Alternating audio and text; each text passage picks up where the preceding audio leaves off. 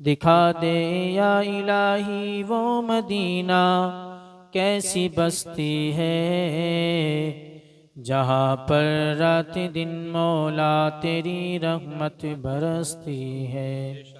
खुदा शाहिद है वो बाजार लगता है मदीने में, जो दुनिया में नहीं मिलता वो मिलता है मदीने में। हदिया दुरूद सलाम पेश करें व मौलाना मुहम्मद मुस्तफ़ा सल्लल्लाहु मौलाना कलीम साहब, बड़े भाई मौलाना कलीम साहब निज़ामत के फ़राइज़ अंजाम दे रहे हैं। साथ ही साथ आपकी निगाहों के सामने मुक़्तदर उलमाए किराम हैं। आप सब इनके चेहरों की ज़ियारत करें और सवाब दारें हासिल करते रहें।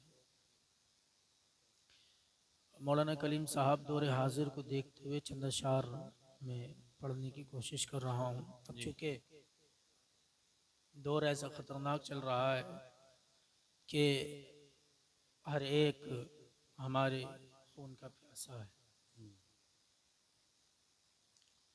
अब उम्मत मुस्लिमा है साहब, ये जो इस चीज़ को समझ नहीं पा रही है कि इन हालात में हमें करना क्या चाहिए।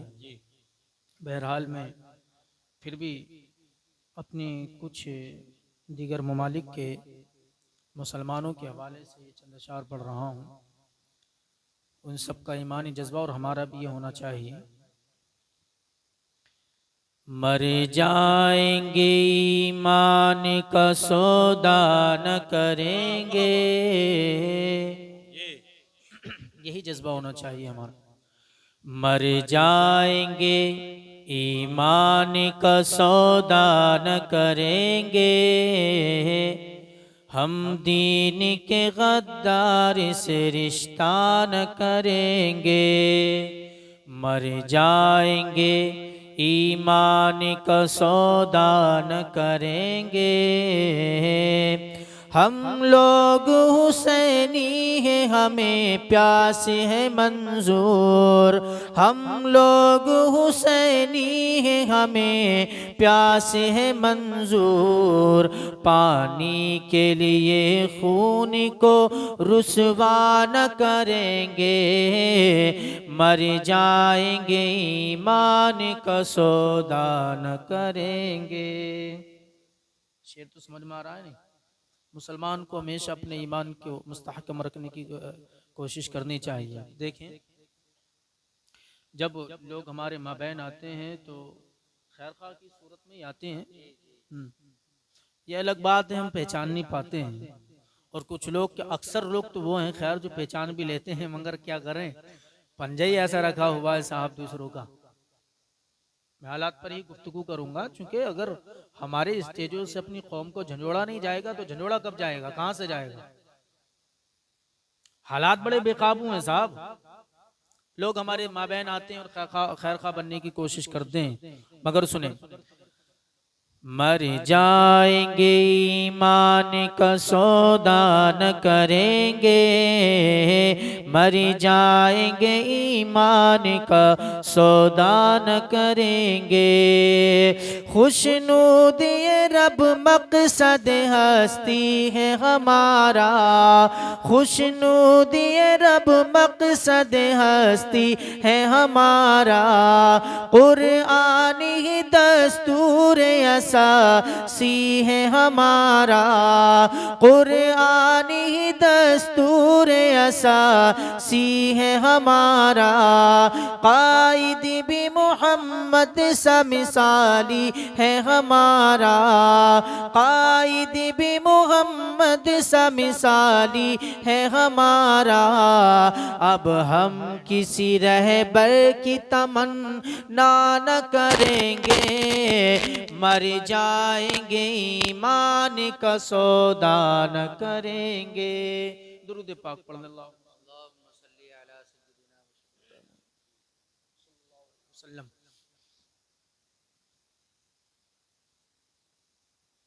अज़ीज़ान गिरामी वक़ार, अल्लाह पाक कुरान करीम में इरशाद फरमाता है, मैं अपने मौजू की तमीद की तरफ चल रहा हूँ। अफ़हसिबतुम अन्नमा खलक़नाकुम अबसा, तो क्या तुम ये गुमान करते हो कि हमने तुम्हें यूं ही बेकार पैदा किया है?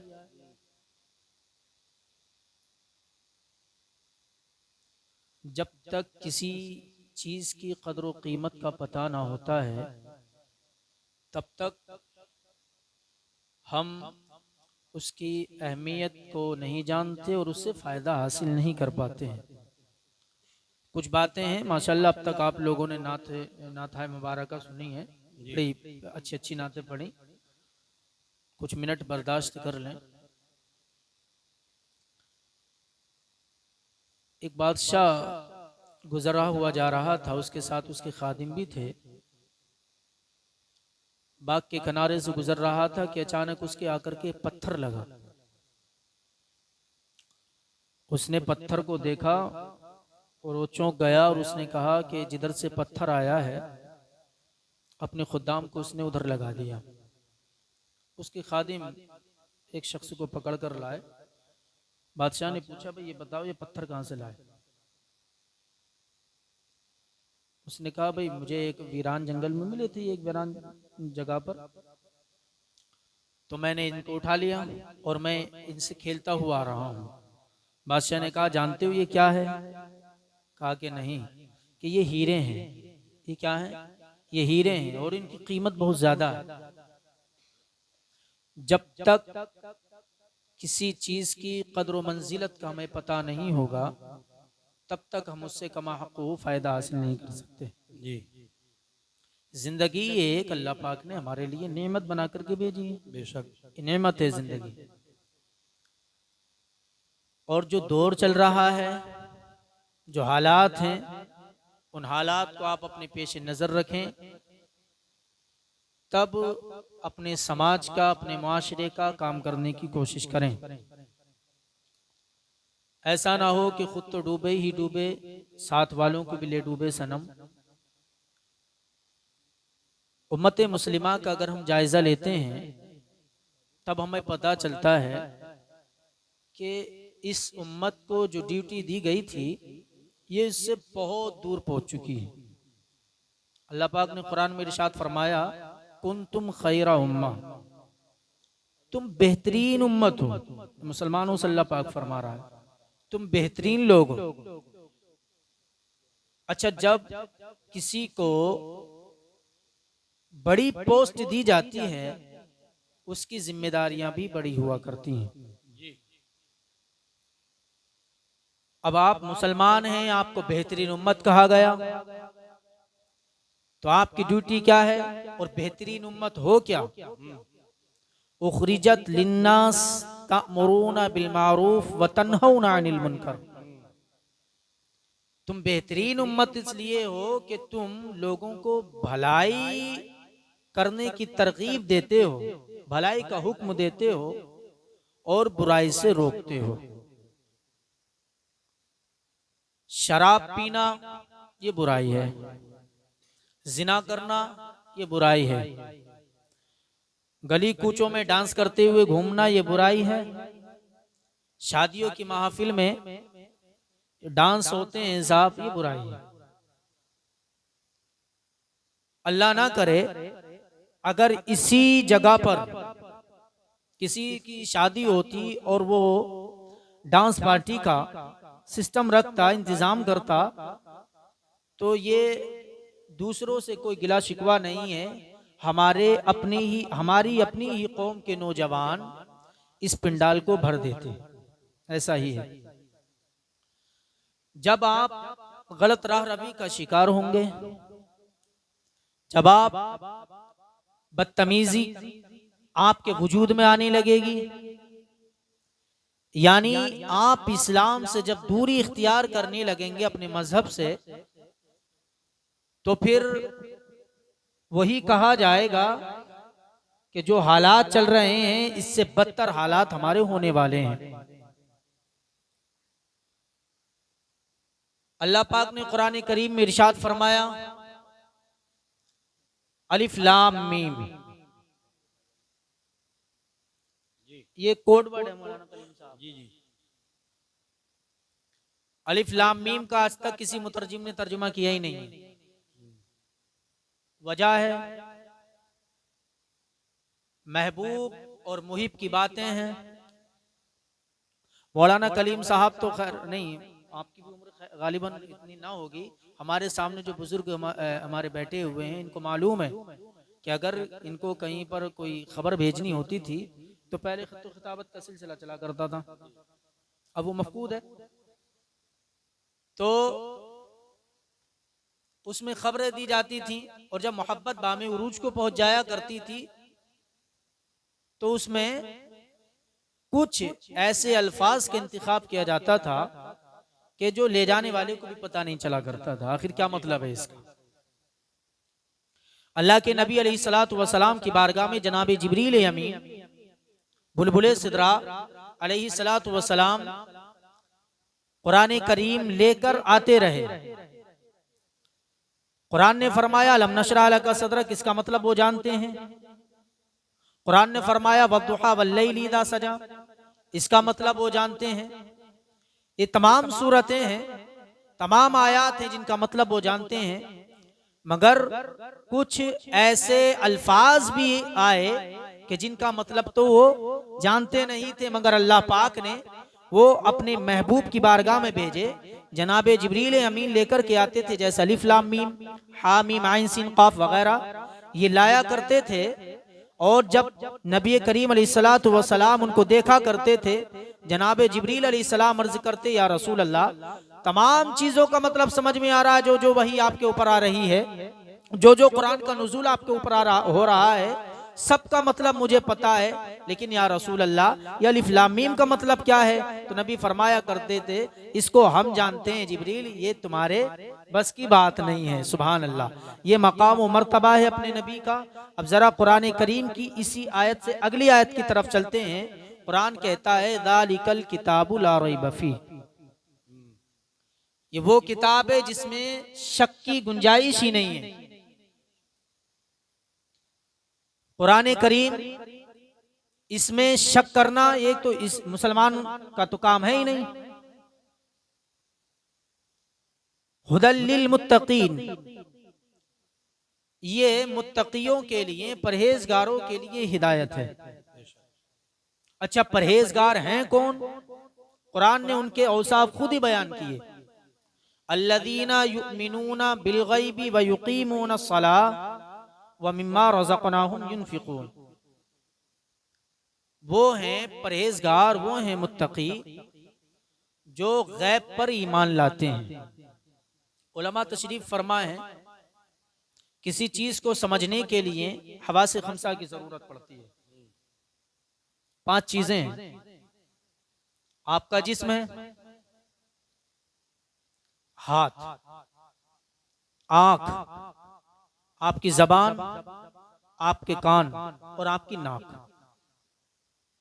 ठंडा है या गर्म है, तवज्जो से सुनते रहें। ठंडा है या गर्म है, आपके जिस्म ने टच किया, आपको मालूम हो गया। मीठा है या खट्टा है, आपने अपनी जबान से उसको उसका जायका लिया, पता चल गया मीठा है या खट्टा है। क्या सुन रहे हैं, क्या बातें हो रही हैं, आपको इल्म हो गया कान के जरिए। बदबूदार है या खुशबूदार है, ये नाक के जरिए इल्म हो गया। सामने मौलाना आदिल साहब, मौलाना सलमान, मौलाना जैद साहब बैठे हुए हैं, आंख के जरिए इल्म हो गया।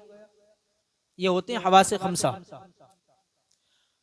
अच्छा, गैब होता वो है जो हवासे खमसा की दस्तरस से बाहर हो, जो इन 5 चीजों की पहुंच से बाहर हो। इन 5 चीजों की रसाई वहां तक नहीं है। अब वो गैब है क्या? तो गैब मुफस्सिरीन ने मुख्तलिफ अक़वाल बयान किए हैं, मुख्तलिफ अक़वाल किए हैं यहाँ पर कि रब की जात भी हो सकती है और जाहिर है वो गैब है। जन्नत भी हो सकती है, दोज़ख भी हो सकती है। ये हमारे लिए गैब है, मगर हमारे रसूल के लिए गैब नहीं है। ये हमारे रसूल के लिए मुशाहदात से हैं, हमने नहीं देखा, हमारे लिए गैब। मगर हमारे नबी ने जन्नत को भी देखा है, दोज़ख की भी सैर कराई गई है, और रब का भी दीदार फरमाया है अपने माथे की निगाहों से, तो ये हमारे लिए गैब है। तो मोमिन वो होता है जो गैब पर ईमान लाता है और नमाज कायम करता है। नमाज आज के दौर में ये एक ऐसा मौजू बन गया है कि अगर इसके ऊपर बात की जाए, गुफ्तगू की जाए, तो आवाज कान में ये पड़ती है खुश्क मौजू है।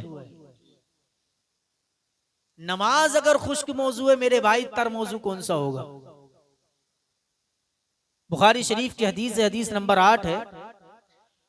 अन अब्दुल्लाह इब्न अम्र रज़ियल्लाहु ताला अन्हुमा क़ाल क़ाल रसूलुल्लाह सल्लल्लाहु ताला अलैहि वसल्लम बुनियल इस्लाम अला खम्स। हजरत अब्दुल्लाह इब्न अम्र रज़ियल्लाहु ताला अन्हु बयान करते हैं कि नबी करीम अलैहिस्सलातु वस्सलाम ने इरशाद फरमाया, इस्लाम की बुनियाद 5 चीजों पर है। शहादती अल्लाह इलाहा इल्लल्लाह व अन्ना मुहम्मदुर रसूलुल्लाह, पहली चीज कलमा शरीफ, व इकामिस सलाह, और नमाज कायम करना, व इताइज ज़का, ज़कात देना, वल हज, साहिब निसाब हो जाओ, हज करना, व सौमी रमज़ान, और माह रमज़ान के रोजे रखना। ये 5 चीजें इस्लाम की बुनियादी उसूल हैं। आज हमारी नमाजों का क्या हाल है? जब मस्जिदें हमारी वीरान होती हैं तब हम ये देखते हैं कि हमारी मस्जिदों पर गलत पंजे पहुंच जाया करते हैं। वजह क्या बनती है? हम मुसलमान होकर के अपनी मस्जिद को आबाद न कर सके। मौलाना सलमान साहब, मौलाना रियाज, मौलाना करीम साहब, ये जितने उलमा मिंबर पर तशरीफ फरमाए, जो इमाम हैं, वो अपने मुक्तदियों को समझा समझा करके परेशान है कि नमाज की तरफ आओ, मगर मुसलमान नमाज से इस कदर रूगर्दानी किए हुए है कि जुमे में जाया करता है और जलसे रोजाना सुन रहे हैं। रोजाना अगर नहीं, रोजाना से मतलब ये कसरत से हम जलसे सुनते हैं। जलसे हमारे यहाँ डेली होते हैं, रोजाना होते हैं, मगर हमारे उलमा आते हैं, समझा करके चले जाते हैं। कान तक हमारी कौम महदूद रखती है, उसको सीने में नहीं उतारती। नमाज जरूरी है, पहला फर्ज है इस्लाम लाने के बाद, मुसलमान बनने के बाद पहला फर्ज है नमाज। नमाज की पाबंदी जरूरी करनी है। अगर नमाज की पाबंदी नहीं तो कुछ अहादीस मुस्तफविया का मैं मफहूम अर्ज कर दूं कि अगर आप फराइज की अदायगी नहीं करेंगे तो नवाफिल कबूल नहीं किए जाएंगे। हमारे यहाँ होता क्या है, मेरा उन्वान ही ये है, इस्लाह मुआशरा। हमारे यहाँ पर होता क्या है कि हम लोग 11वीं शरीफ आती है, 11वीं शरीफ आने के बाद खूब हम देगे बनाते हैं, नमाजों का पता नहीं। लंगर करना चाहिए, सवाब का काम, अच्छी बात है, मगर नमाज पहला फर्ज है, उसकी अदायगी जरूरी है। बाप है, बेटे की गर्दन काट रहा है, बेटा है, बाप की गर्दन पर हाथ चला रहा है, और बात कर रहे हैं साहब गौसे आजम की बिरयानी की, गरीब नवाज की बिरयानी की, हुसैन पाक के खिचड़े की। ये कहां से कहां पहुंच गई है कौम। जिस कौम को जो चीज करनी चाहिए थी, जो लाजिमी और जरूरी थी, ये कौम उस चीज से दूर हो चुकी है। जब कौम दूर होगी जनाब, तब पता ये चलेगा कि जो हालात चल रहे हैं उससे बदतर हालात आने वाले हैं। मैं अर्ज कर रहा हूं मुसलमानों, अपने पैगंबर इस्लाम अलैहिस्सलातु वस्सलाम की बताई हुई शरीयत पर आज भी अगर आप अमल करने लगे, इंशाअल्लाहुल अजीज जो हमारी अजमत रफ्ता है, हम बहुत तेजी के साथ उसको हासिल कर सकते हैं। शर्त यह है कि हम अपने पैगंबर के दामन करम में आ जाएं। पैगंबर इस्लाम के दामन करम में आने का मतलब यह है कि नमाजों की पाबंदी करें। पैगंबर के दामन में आने का मतलब यह है वालिदैन के हुकूक अदा करें। पैगंबर के दामन में आने का मतलब ये है पड़ोसियों के हुकूक की अदायगी करें। पैगंबर के दामन में आने का मतलब ये है बीवी बच्चों के हुकूक की अदायगी करें। पैगंबर के दामन में आने का मतलब ये है कि तमाम बुजुर्गों के हुकूक की अदायगी करें।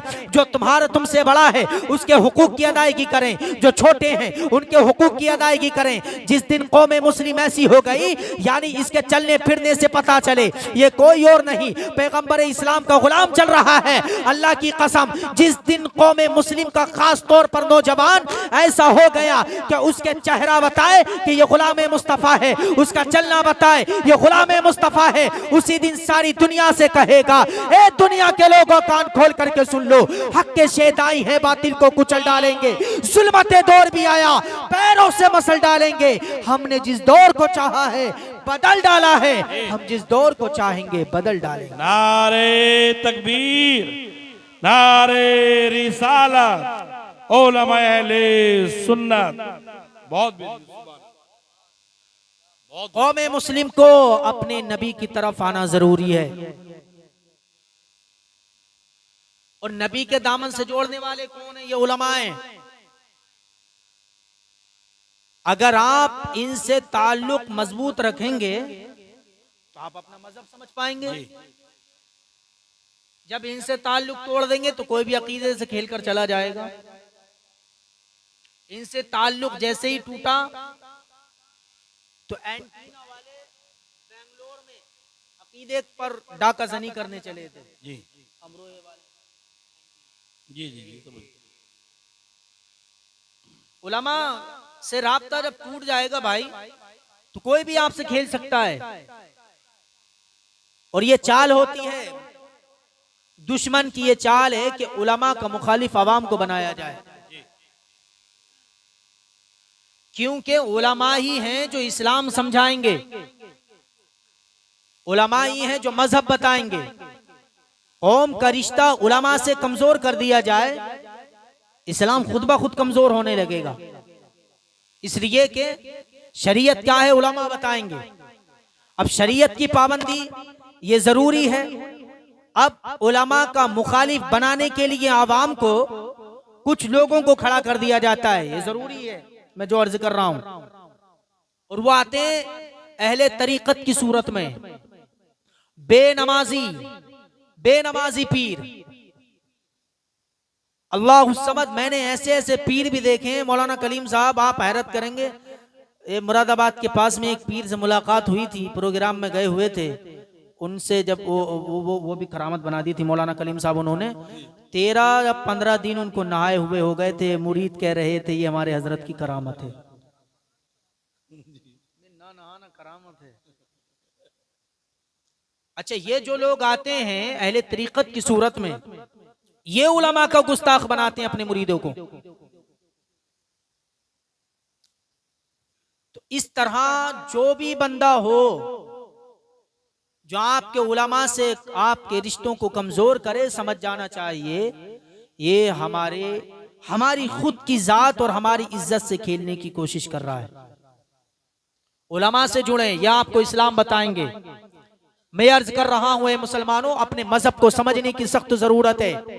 मजहब अगर नहीं समझेंगे तो कोई भी कहीं भी कुछ भी कर सकता है। कुरान करीम में अल्लाह ने इरशाद फरमाया, व अंतुमुल आलौना इन कुंतुम मुमिनीन, तुम सच्चे पक्के मुसलमान बन जाओ, मोमिन बन जाओ, तुम ही सरबुलंद हो। सरबुलंदी कब मिलेगी हमें बामे उरूज कब हासिल होगा? जब हम सही माना में मोमिन बन जाएंगे।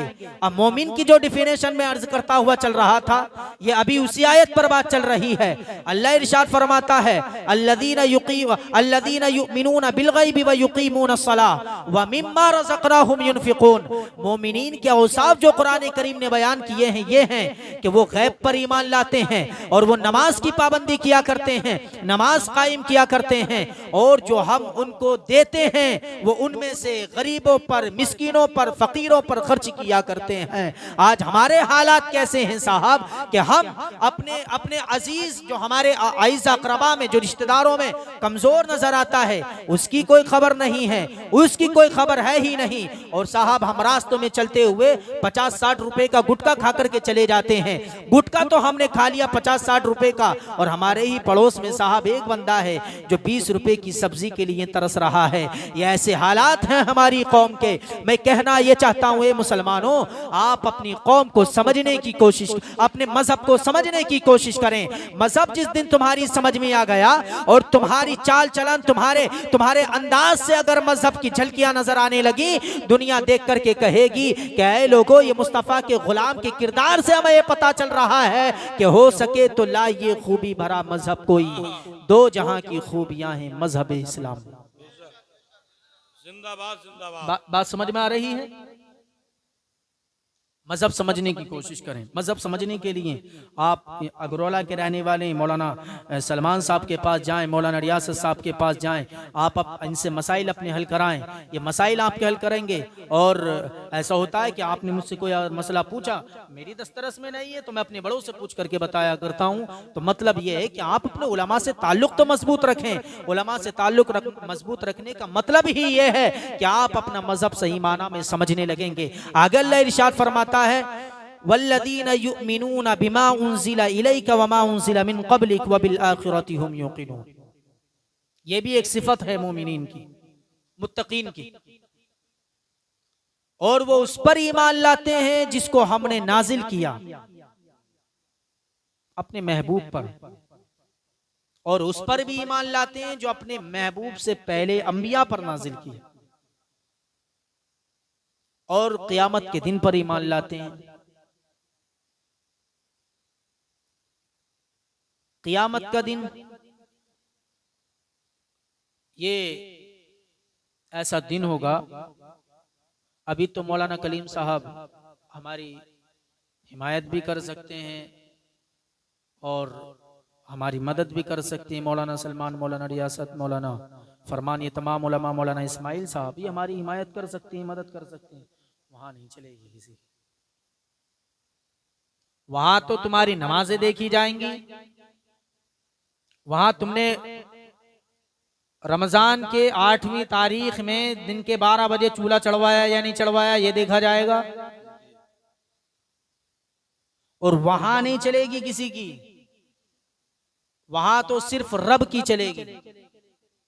आज अगर मजहब की बात करते हैं साहब, 2-4 पैसे कमाने वाले मौलाना कलीम साहब, वो बोलते हैं मौलवियों का काम है। हमने दुनिया को देखा, दुनिया को पढ़ा है। मुंबई की एक बहुत बड़ी एक्टर सिंगर थी, उनका बयान आया था अखबार में। उन्होंने कहा था, दुनिया देखिए, दुनिया में बहुत पैसा कमाया है, मगर बस मैं मरना चाहती हूँ।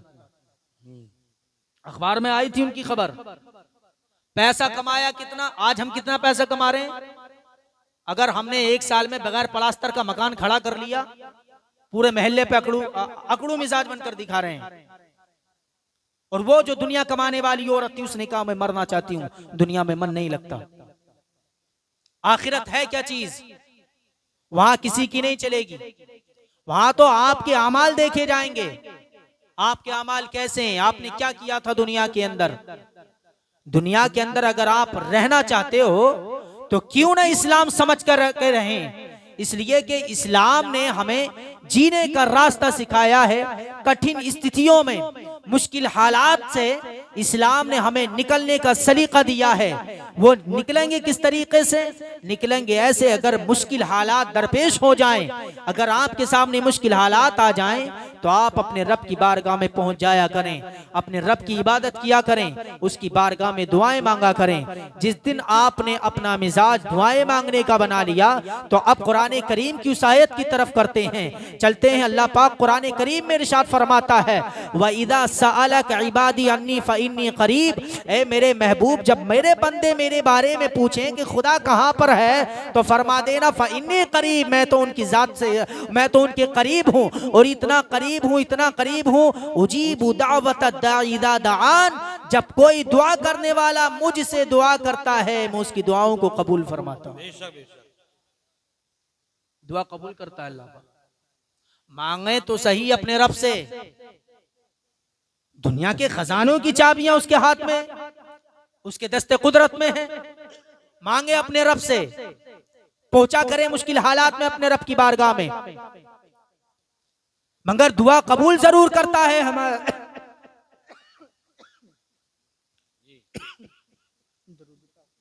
अल्लाहुम्मा सल्ली अला सय्यिदिना व शफीना मौलाना मुहम्मद बारिक सलातुम व सलामु अलैका या रसूल अल्लाह। रब्बे कदीर दुआ कबूल करता है, मगर अगली इसी आयत का अगला टुकड़ा समझ लें, फल यस्तजीबू ली वल युमिनू बी लअल्लहुम यरशुदून। मैं अपने बंदों की दुआएं तो कबूल करता हूं, मगर मेरे बंदों को चाहिए कि वो मेरे हुक्म की पैरवी करें। बेशक फल यस्तजीबू ली, मेरे हुक्म की पैरवी करें, वल युमिनू बी लअल्लहुम यरशुदून, और वो मुझ पर सही माना में ईमान लेकर के आए, अपने रब पर सही माना में ईमान लेकर के आए। अल्लाह पाक से दुआ है कि मेरे बोलने में कम इल्म होने की बुनियाद पर जो अगलात सरजद हो गए हों, अल्लाह पाक उनको माफ़ फरमाए। रब कदीर से दुआ है कि हमारे मौलाना फरमान साहब की जो कल शादी होने वाली है, ज़ौजैन के माबैन खूब खूब मोहब्बतें कायम फरमाए, और ऐसी मोहब्बतें कायम फरमाए जिस तरह अज़वाज मुतहरात और हमारे नबी करीम सल्लल्लाहु अलैहि वसल्लम के माबैन थी। अल्लाह पाक से दुआ है कि हम सबों को अमली जामा पहनने की तौफीक अता फरमाए। वक्त की दरकार ऐसी है कि अब बहुत तेज़ी से माइक से हटूं।